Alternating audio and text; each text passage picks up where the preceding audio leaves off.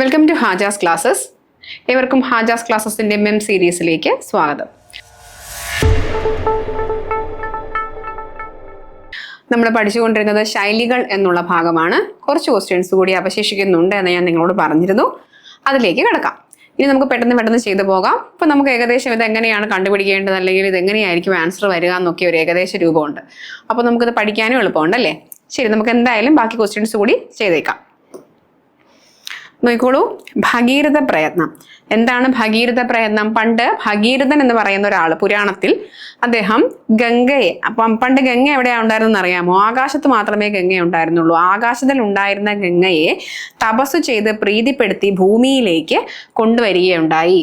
Okay, അപ്പോൾ അത്രയും ഒന്ന് ഓർത്ത് നോക്കൂ. ആകാശത്തിലുള്ള ഗംഗയെ ഭൂമിയിലേക്ക് ഒഴുക്കുക എന്ന് പറയുന്നത് കഠിനമായ ഒരു പ്രവൃത്തിയാണല്ലേ, അതിനെ സൂചിപ്പിക്കുന്ന. അപ്പൊ അത്തരം പ്രവൃത്തികളെ സൂചിപ്പിക്കുന്ന ഒരു പദമാണ് എന്ത്? ഭഗീരഥ പ്രയത്നം എന്ന് പറയുന്നത്. അപ്പോൾ ഭഗീരഥ പ്രയത്നം എന്ന് പറഞ്ഞാൽ എന്താണ്? കഠിന പ്രയത്നം. ഇനി ഭരതവാക്യം ചൊല്ലുക. ഭാരതവാക്യം ചൊല്ലുകയല്ല. ഭാരതവാക്യം അറിയാലോ, ഇന്ത്യ ഇസ് മൈ കൺട്രി, ആ സംഭവമാണ്. അതല്ല, ഇത് ഭരതവാക്യം. ഭരതവാക്യം എന്ന് പറഞ്ഞാൽ എന്തെങ്കിലും ഒന്നിനെ അവസാനിപ്പിക്കാൻ പോകുന്നു, അവസാനമായി പറയുക എന്നുള്ള അർത്ഥമാണ് ഭരതവാക്യത്തിനുള്ളത്. നമ്മൾ ചില പുസ്തകങ്ങൾ വായിക്കുമ്പോൾ പുസ്തകങ്ങളുടെ അവസാനത്തെ പേജിൽ എഴുത്തുകാരൻ ഭരതവാക്യം എന്ന് പറഞ്ഞിട്ട് ഒരു ബോക്സിൽ ഇങ്ങനെ കൊടുത്തിരിക്കും. എന്താണെന്ന് വെച്ച് കഴിഞ്ഞാൽ, ഈ ബുക്കിനകത്ത് ഞാൻ ഇന്ന കാര്യങ്ങളാണ് ഉദ്ദേശിച്ചിരിക്കുന്നത്, അതുകൊണ്ട് നിങ്ങൾ അതിനെ ഇന്ന വശങ്ങളിലൂടെ മനസ്സിലാക്കുക എന്ന് പറഞ്ഞിട്ട് കവിയുടേതായിട്ടൊരു കുറിപ്പ് അവസാനം കൊടുത്തിരിക്കും. അതാണ് എന്ത്? ഭരതവാക്യം. ഈ ഭരതവാക്യത്തിന് ശേഷം പിന്നീട് പേജുകൾ ഉണ്ടാവില്ല, അവസാനമാണത്. അപ്പോൾ ഭരതവാക്യം എന്ന് പറഞ്ഞാൽ എന്താണ്? അവസാനിപ്പിക്കുക.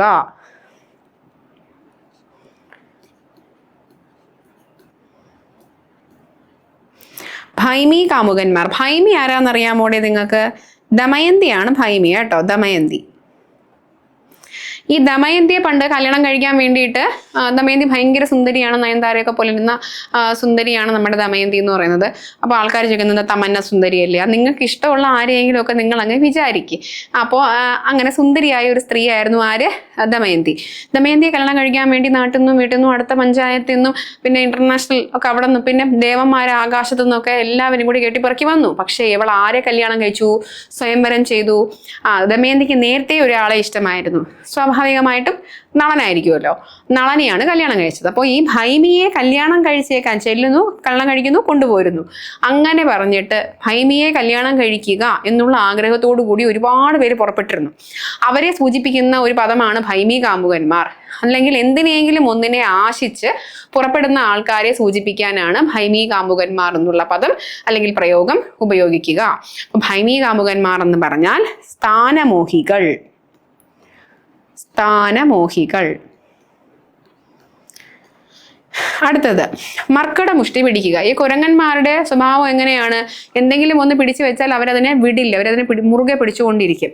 അത് ഒരുതരം അവരുടെ എന്താണ്? ദുശാഠ്യം അല്ലെങ്കിൽ അവരുടെ സ്വഭാവമാണ്. അപ്പൊ അതേ സ്വഭാവം കാണിക്കുന്ന മനുഷ്യരെ സൂചിപ്പിക്കാനാണ് നമ്മൾ സാധാരണയായിട്ട് മർക്കട മുഷ്ടി എന്ന് പ്രയോഗിക്കുക. മർക്കട മുഷ്ടി പിടിക്കുക എന്ന് പറഞ്ഞാൽ ശാഠ്യം പിടിക്കുക എന്നാണ് അർത്ഥം. മൊന്തൻ പഴം. നിങ്ങൾ ഈ മൊന്തൻ പഴം കണ്ടിട്ടുണ്ടോ? ഒരു ഷേപ്പും ഇല്ലാത്ത, പ്രത്യേകിച്ച് ടേസ്റ്റ് ഒന്നും ഇല്ലാത്ത ഒരു പഴമാണ്. ചിലരൊക്കെ എതിർക്കുന്നുണ്ടായിരിക്കും, അവർക്ക് ഇഷ്ടമുള്ള പഴമായിരിക്കും. എന്നാലും ഭൂരിഭാഗം പേർക്കും ഇഷ്ടമില്ലാത്തൊരു സാധനമാണ് മൊന്തൻ പഴം എന്ന് പറയുന്നത്. പ്രത്യേകിച്ച് ടേസ്റ്റ് ഉണ്ടോ എന്ന് ചോദിച്ചാൽ ഇല്ല. ഷേപ്പ് ഉണ്ടോ കാണാനെന്ന് ചോദിച്ചാൽ അതും ഇല്ല. അങ്ങനെയുള്ള ഒരു വസ്തുവാണ് ഈ മൊന്തൻ പഴം. പ്രത്യേകിച്ച് പ്രയോജനമൊന്നും ഇല്ലാത്തതെന്നുള്ള ഒരർത്ഥമാണ് അതിനുള്ളത്. അപ്പോൾ വകയ്ക്ക് കൊള്ളാത്ത മനുഷ്യരെ സൂചിപ്പിക്കുന്നതിന് വേണ്ടിയിട്ടാണ് മൊന്തൻ പഴം എന്ന് പറയുക. വകയ്ക്ക് കൊള്ളാത്തവൻ. ഈ വകയ്ക്ക് കൊള്ളാത്ത മനുഷ്യരെ വാഴ എന്ന് പറയില്ലേ? ആ വാഴയിൽ നിന്നുണ്ടാകുന്ന, ആ വാഴ ഏതിനും വാഴയാണെന്ന് ചോദിച്ചാൽ മൊന്തമ്പഴം ഉണ്ടാകുന്ന വാഴയാണ്. ഓക്കെ, ശരി. ഇനി ഈ അറിവിന് നിങ്ങൾ എന്നെ പിന്നീട് നന്ദി പറഞ്ഞാൽ മതി. Okay, thank me later. നോക്കിക്കോ. അപ്പം ഭഗീരഥ പ്രയത്നം, കഠിന പ്രയത്നം, ഭരതവാക്യം ചൊല്ലുക, അവസാനിപ്പിക്കുക, ഭൈമി കാമുകന്മാർ, സ്ഥാനമോഹികൾ, മർക്കട മുഷ്ടി പിടിക്കുക, ശാഠ്യം പിടിക്കുക, മൊന്തൻ പഴം, വകയ്ക്ക് കൊള്ളാത്തവൻ. ക്ലിയർ ആണല്ലോ? അടുത്തതിലേക്ക് പോവാം. നോക്കിക്കോ. മുതലക്കണ്ണീർ. ഈ മുതലക്കണ്ണീർ എന്ന് പറഞ്ഞാൽ, ഈ മുതലയെന്ന് പറയുന്ന ജന്തുവിനെ നിങ്ങൾ നോക്കിയാൽ അറിയാം, അതിന്റെ കണ്ണിൽ നിന്ന് എപ്പോഴും ഇങ്ങനെ ഈ വെള്ളം ഇങ്ങനെ സ്രവിച്ചുകൊണ്ടിരിക്കും. അതിന് സങ്കടം ഉണ്ടായിട്ട് കരയുന്നതാണോ? അയ്യോ എൻ്റെ അമ്മായിയൊക്കെ ഇപ്പൊ എവിടെ ആണോ എന്ന് ഓർത്ത് കരയുന്നതാണോ മുതല? അല്ല. പിന്നെ ദുഃഖം ഉണ്ടായിട്ട് കരയുന്നതാണോ? അല്ല. അതിന്റെ എന്താണ്, അതിന്റെ ഇങ്ങനെ വെറുതെ ഇങ്ങനെ വന്നുകൊണ്ടിരിക്കുകയാണ്. അപ്പോൾ പ്രത്യേകിച്ച് ദുഃഖമൊന്നും ഇല്ലാതെ കരഞ്ഞ് അഭിനയിക്കുന്ന ചില മനുഷ്യന്മാരൊക്കെ കാണും നമ്മുടെ ജീവിതത്തിൽ. അവരെയാണ് നമ്മൾ ഈ മുതലക്കണ്ണീർ എന്നുള്ള പദം കൊണ്ട് സൂചിപ്പിക്കുന്നത്. കൃത്രിമമായിട്ടുള്ള സങ്കടമാണ് അവരുടേത്. കൃത്രിമ സങ്കടം. ഇനി മുഖത്ത് കരി തേക്കുക. നിങ്ങളുടെ മുഖം എങ്ങനെയുള്ള മുഖമാണെങ്കിലും നിങ്ങൾ അതിനെ നന്നായിട്ട് കുളിച്ച് അടിച്ച് നനച്ച് കുളിച്ച് വൃത്തിയായി നിങ്ങൾ മുടിയൊക്കെ ചീകി വെച്ച് നല്ല വൃത്തിയുള്ള വസ്ത്രം, വില കൂടിയ വസ്ത്രം അല്ലെങ്കിൽ വൃത്തിയുള്ള വസ്ത്രമൊക്കെ ധരിച്ച് നിങ്ങൾ എവിടെയെങ്കിലും പോകാൻ ഇറങ്ങി നിൽക്കുമ്പോൾ കുറച്ച് ആരെങ്കിലും വന്ന് കുറെ കരിച്ചട്ടിയിൽ കൈ കൊണ്ട് ഇങ്ങനെ തേച്ച് കുറെ കരി കൊണ്ടുവന്ന് ഇങ്ങനെ നിങ്ങളുടെ മുഖത്ത് ആകമാനം തേച്ച് തരികയാണ്. എന്താ അതിന്റെ അർത്ഥം? നിങ്ങളെ സുന്ദരന്മാരാക്കുക അല്ലെങ്കിൽ സുന്ദരിമാരാക്കുക എന്നുള്ള ഉദ്ദേശമാണോ? അല്ല, നിങ്ങളെ അപമാനിക്കുക എന്നുള്ള അർത്ഥമാണ്. അപ്പൊ മുഖത്ത് കരുതേക്കുക എന്ന് പറഞ്ഞാൽ നാണക്കേടുണ്ടാക്കുക.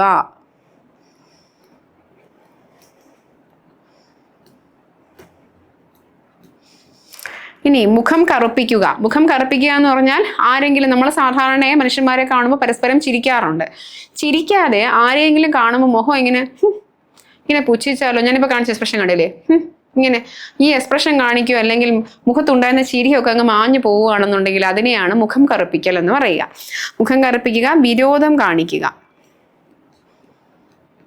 ശത്രുക്കളാണ് സാധാരണ അങ്ങനെ കാണിക്കാറ്. പിന്നെ അസൂയുള്ളവർ. മുയൽക്കൊമ്പ്. മുയൽക്കൊമ്പ് ആരാണ്? മുയൽക്കൊമ്പ് എന്ന് പറഞ്ഞാൽ എന്താണ്? നിങ്ങൾ കൊമ്പുള്ള മുയലിനെ കണ്ടിട്ടുണ്ടോ? ഞാനും കണ്ടിട്ടില്ല. ഞാൻ കണ്ടിട്ടില്ലെങ്കിൽ പിന്നെ അത് ഭൂമിയിൽ ഉണ്ടാവാൻ സാധ്യത വളരെ കുറവാണ്. ഞാൻ എല്ലാ ഇനം മുയലുകളെയും അറിയാമല്ലോ. എനിക്ക് എല്ലാ ഇനം ജീവികളെ കുറിച്ച് ഭയങ്കര ജ്ഞാനമാണ്. എനിക്ക് കിഷ്ണിയുള്ള കാര്യം നിങ്ങൾക്ക് അറിയാമല്ലോ. അപ്പോൾ ഞാൻ കണ്ടിട്ടില്ലെങ്കിൽ പിന്നെ അങ്ങനെ ഒരു ജീവി ഭൂമുഖത്തില്ല എന്നാണ്. മുയൽക്കൊമ്പ് എക്സിസ്റ്റ് ചെയ്യാത്ത ഒരു ജന്തു എന്നർത്ഥം, അല്ലെങ്കിൽ എക്സിസ്റ്റ് ചെയ്യാത്ത ഒരു വസ്തു അല്ലെങ്കിൽ ഒരു കാര്യം എന്നുള്ള അർത്ഥം. ഇല്ലാത്ത വസ്തു.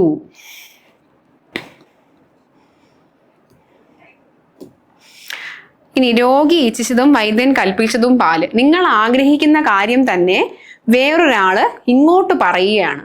നിങ്ങൾ ഒരാളോട് നിങ്ങൾ എന്തെങ്കിലും ഒരു വസ്തുവോ ഒരു കാര്യമോ ഒരാളിൽ നിന്ന് സാധിക്കണമെന്ന് കരുതി പോകുമ്പോൾ അയാൾ അതേ കാര്യം നിങ്ങളോട് ഇങ്ങോട്ട് പറയുന്നെങ്കിൽ ആ അവസ്ഥയെ സൂചിപ്പിക്കുന്നതാണ് രോഗി ഇച്ഛിച്ചതും വൈദ്യൻ കൽപ്പിച്ചതും പാൽ എന്ന് പറഞ്ഞാൽ രണ്ടുപേരുടെയും ഹിതം ഒന്നായി വരിക.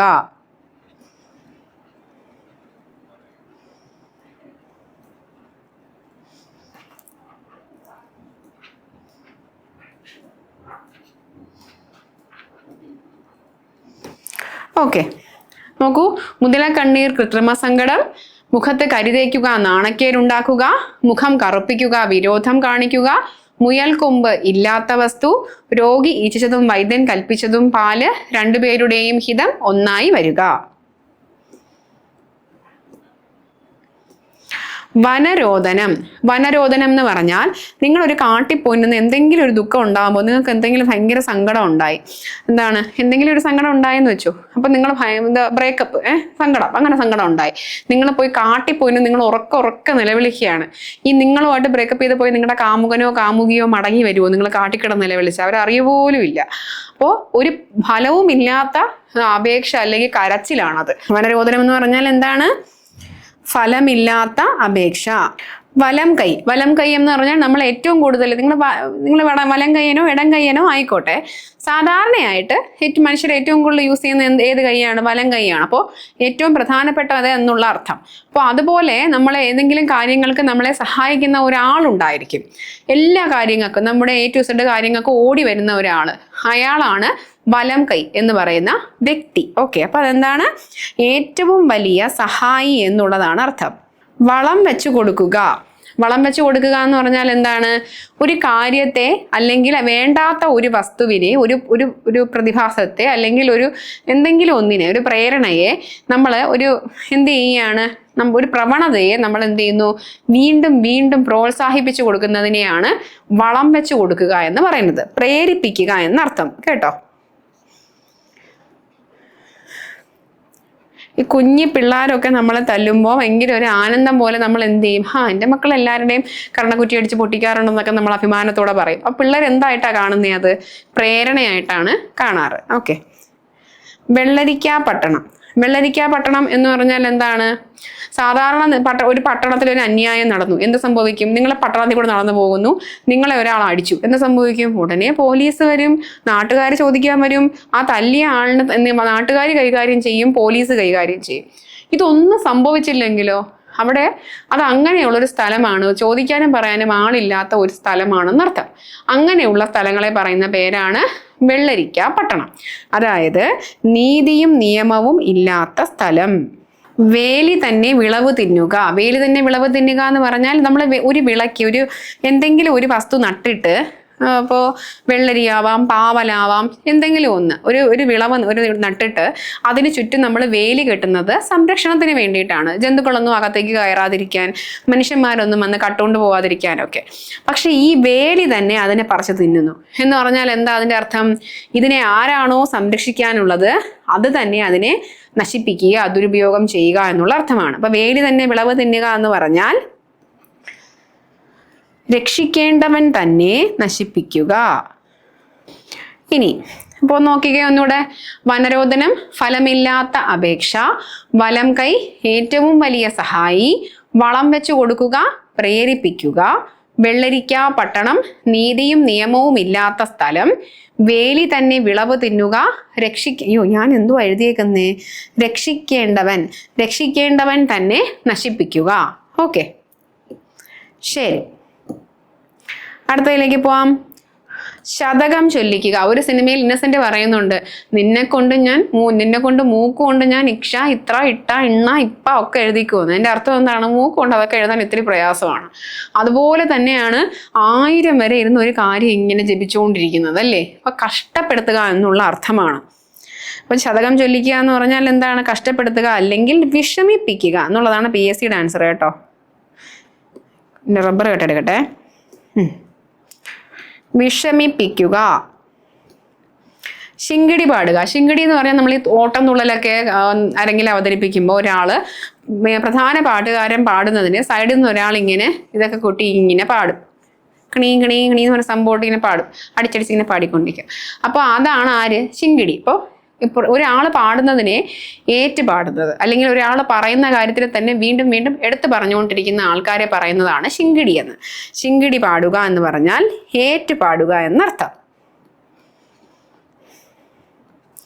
ശ്ലോകത്തിൽ കഴിക്കുക. ശ്ലോകത്തിൽ കഴിക്കുക എന്ന് പറഞ്ഞാൽ എന്താണ്?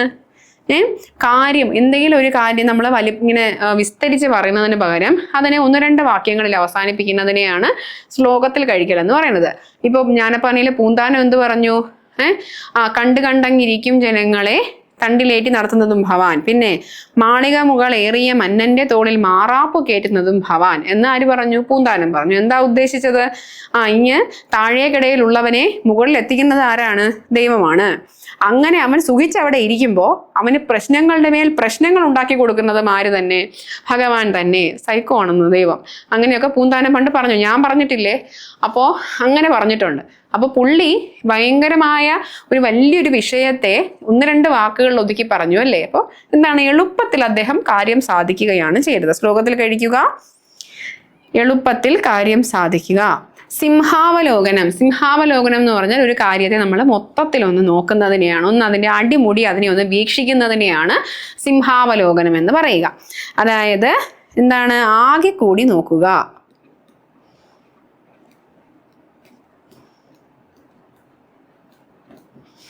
ഇനി സുഗ്രീവാജ്ഞ. സുഗ്രീവാജ്ഞ എന്ന് പറഞ്ഞാൽ സുഗ്രീവനെ വളരെ കർക്കശക്കാരനായ ഒരു രാജാവായിട്ടൊരു, അല്ലെങ്കിൽ ഒരു എന്താണ് പറയുന്നത്, ഒരു അധികാര സ്ഥാനത്തിരിക്കുന്ന വ്യക്തിയായിട്ടാണ് കാണുക. ഈ സുഗ്രീവന്റെ വാക്കിന് പിന്നെ അദ്ദേഹം ഇടുന്ന ആജ്ഞയ്ക്ക് പിന്നീട് മാറ്റമില്ല. അപ്പോൾ കർശനമായ നിർദ്ദേശങ്ങളെ സൂചിപ്പിക്കാനാണ് സുഗ്രീവാജ്ഞ എന്ന് പറയുക. എന്താണ് സുഗ്രീവാജ്ഞ എന്ന് പറഞ്ഞാൽ? കർശനമായ കൽപ്പന. ഒന്നുകൂടെ നോക്കിക്കേ.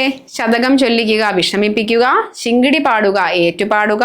ശ്ലോകത്തിൽ കഴിക്കുക, എളുപ്പത്തിൽ കാര്യം സാധിക്കുക. സിംഹാവലോകനം, ആകെ കൂടി നോക്കുക. സുഗ്രീവാജ്ഞ, കർശനമായ കൽപ്പന. ഇനി അടുത്തത് നോക്കാം. നോക്കിക്കോളൂ. ഹരിചന്ദ്രൻ. ഹരിചന്ദ്രൻ ആരാണ്? പഴയ പുരാണ കഥകളിലൊക്കെ പറയുന്ന ഒരു കഥാപാത്രമാണ് ഹരിചന്ദ്രൻ. പുള്ളി എങ്ങനെയാണ്? സത്യം മാത്രമേ പറയത്തുള്ളൂ. ജീവിതം തന്നെ കോഞ്ഞാട്ടയായി അവസാനം രാജാവായിരുന്ന മനുഷ്യൻ ഇവിടെ നമ്മുടെ ശ്മശാനത്തിൽ പോയി തലയോട്ടിയൊക്കെ കിണ്ടിപ്പറക്കിയൊക്കെ നിൽക്കും. നിങ്ങൾ പഴയ തിക്കുറിശിയുടെ ഒരു സിനിമയുണ്ട്. തിക്കുറിശി ഇങ്ങനെ കയ്യിലൊരു തലയോടിനെയൊക്കെ എടുത്ത് വെച്ചിട്ട് ഇങ്ങനെ പാട്ടൊക്കെ പാടുന്നുണ്ട്. എന്താണ്? മന്നവനാട്ടെ യാചകനാട്ടെ പന്നിടും ഒരു ഒടുവിൽ വഞ്ചിര നടുവിൽ എന്നൊക്കെ പറഞ്ഞിട്ട് പുള്ളി ഇങ്ങനെ പാട്ടൊക്കെ പാടുന്നുണ്ട് എടുത്ത് വെച്ചിട്ട്. ഒന്ന് കണ്ടു നോക്കുക കേട്ടോ, രാജാ ഹരിചന്ദ്ര. അപ്പൊ ഈ ഹരിചന്ദ്രന്റെ പ്രത്യേകത എന്താന്ന് വെച്ചാൽ പുള്ളി സത്യം മാത്രമേ പറയുകയുള്ളൂ. ഏത് സന്ദർഭത്തിൽ മരിക്കാൻ കിടന്നാൽ പോലും പുള്ളി കള്ളം പറഞ്ഞ് രക്ഷപ്പെടാൻ ശ്രമിക്കുന്നയാളല്ല. അപ്പൊ അതുപോലെ എപ്പോഴും സത്യം പറയുന്ന ആൾക്കാരെ അവനൊരു വലിയ ഹരിചന്ദ്രൻ എന്ന് പറയാറുണ്ട്. അപ്പൊ ഹരിചന്ദ്രൻ എന്ന് പറഞ്ഞാൽ സത്യവാൻ എന്നർത്ഥം. അസുരവിത്ത് എല്ലാ വീട്ടിലും കാണും. വീട് മുടിപ്പിക്കാൻ വേണ്ടി ഉണ്ടായ ഒരു സന്തതി. അങ്ങനെയുള്ള സന്തതികളെ സൂചിപ്പിക്കുന്ന പേരാണ് അസുരവിത്ത്. അസുരവിത്ത് എന്ന് പറഞ്ഞാൽ ദുഷ്ടസന്തതി. ഓശാന പാടുക. ഓശാന എന്ന് പറഞ്ഞാൽ എന്താണ്? സ്തുതിച്ച് പാടുന്നതിനെയാണ് ഓശാന പാടുക എന്ന് പറയുന്നത്. അപ്പോൾ ഓശാന പാടുക, സ്തുതി പാടുക.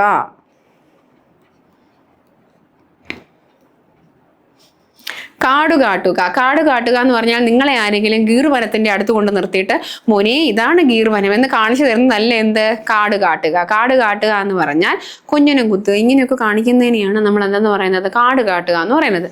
വഴിയെ പോലെ നിങ്ങളെ നോക്കി ആരെങ്കിലും ഇങ്ങനെ അങ്ങനെ കാണിച്ചു കഴിഞ്ഞാൽ അതെന്താണത്? കാടുകാട്ടലാണ്. നീ എന്തിനാടാ എന്നെ കാട് കാട്ടിയെന്ന് ചോദിക്കണം. അപ്പൊ അവനെ കാര്യം മനസ്സിലാവാതെ അവൻ ഭ്രാന്തായി പൊക്കോളും. കാടുകാട്ടുക എന്ന് പറഞ്ഞാൽ എന്താണ്? ഗോഷ്ഠികൾ കാട്ടുക.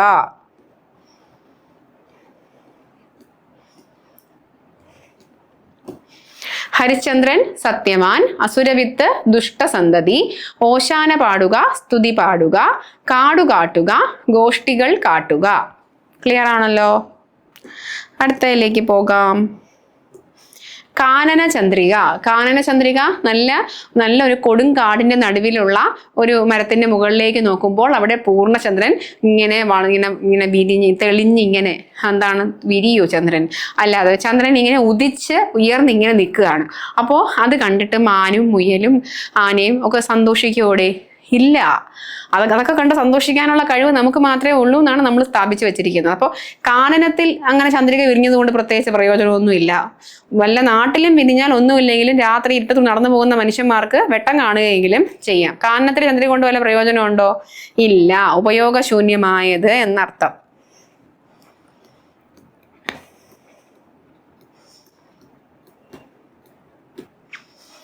കോയിത്തമ്പുരാൻ രാജാവ്. കോയിത്തമ്പുരാൻ രാജാവ് എന്ന് പറഞ്ഞാൽ എന്താണ്?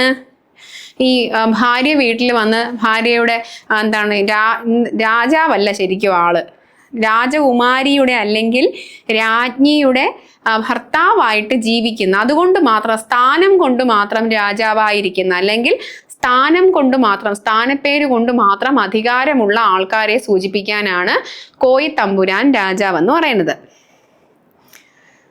അതായത് ഭാര്യയുടെ വരുതിയിൽ നിൽക്കുന്ന ഭർത്താവ്. പണ്ട് ഈ ഭാര്യയുടെ അഭിപ്രായം ചോദിക്കുന്ന ആൾക്കാരെയൊക്കെ നാട്ടുകാർ ഇങ്ങനെയാണ് കണ്ടിരുന്നത്. അവർക്കൊക്കെ വട്ട് അല്ലേ? ഭാര്യയുടെ അഭിപ്രായം ചോദിക്കണ്ടേടേ? ഇല്ലാന്ന് പറഞ്ഞു നോക്ക്. ഈ വീഡിയോ കണ്ടോണ്ടിരിക്കുന്ന ഭാര്യ നിങ്ങളെ തല്ലിക്കൊല്ലും.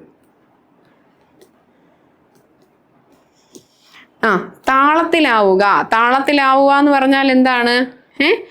ഒരു കാര്യം ഇങ്ങനെ സ്പീഡിൽ പൊക്കോണ്ടിരുന്നിട്ട് പിന്നെ അതൊന്ന് അയഞ്ഞ് വരുന്നതിനെയാണ് താളത്തിലാവുക എന്ന് പറയുന്നത്. അപ്പൊ അതായത് പതുക്കെ ആവുക കേട്ടോ.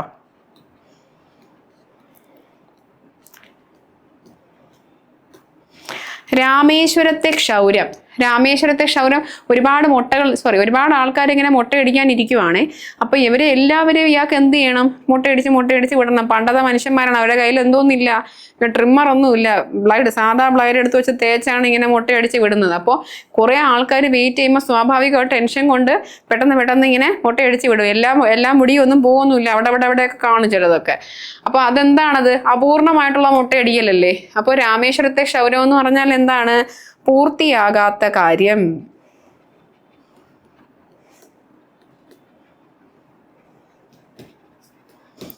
ഒന്നുകൂടെ നോക്കിക്കേ. കാനന ചന്ദ്രിക ഉപയോഗശൂന്യമായത്, കോയിത്തമ്പുരാൻ ഭർത്താവ്, ഭാര്യയുടെ വരുതിയിൽ നിൽക്കുന്ന ഭർത്താവ്, താളത്തിലാവുക പതുക്കെ ആവുക, രാമേശ്വരത്തെ ക്ഷൗരം പൂർത്തിയാകാത്ത കാര്യം. വ്യക്തമാണല്ലോ? അപ്പോ ശൈലികൾ എന്ന ഭാഗവുമായി ബന്ധപ്പെട്ട് എൻ്റെ കയ്യിലുണ്ടായിരുന്ന സ്റ്റോക്ക് എല്ലാം തീർന്നിരിക്കുകയാണ് സുഹൃത്തുക്കളെ. ഇനി കുറച്ച് പ്രീവിയസ് ക്വസ്റ്റ്യൻസ് ഞാൻ നിങ്ങൾക്ക് വേണ്ടി സൂക്ഷിച്ചു വെച്ചിട്ടുണ്ട്. അത് വരും ക്ലാസ്സുകളിൽ തരുന്നതായിരിക്കും. അടുത്ത ക്ലാസ്സിൽ അടുത്ത മെം സീരീസിലേക്ക് കടക്കുന്ന ദിവസം നമുക്ക് പുതിയ ഒരു വിഷയവുമായിട്ട് ഞാൻ നിങ്ങളുടെ മുന്നിലേക്ക് വരുന്നതായിരിക്കും. അതുവരേക്കും എല്ലാവർക്കും നന്ദി, നമസ്കാരം.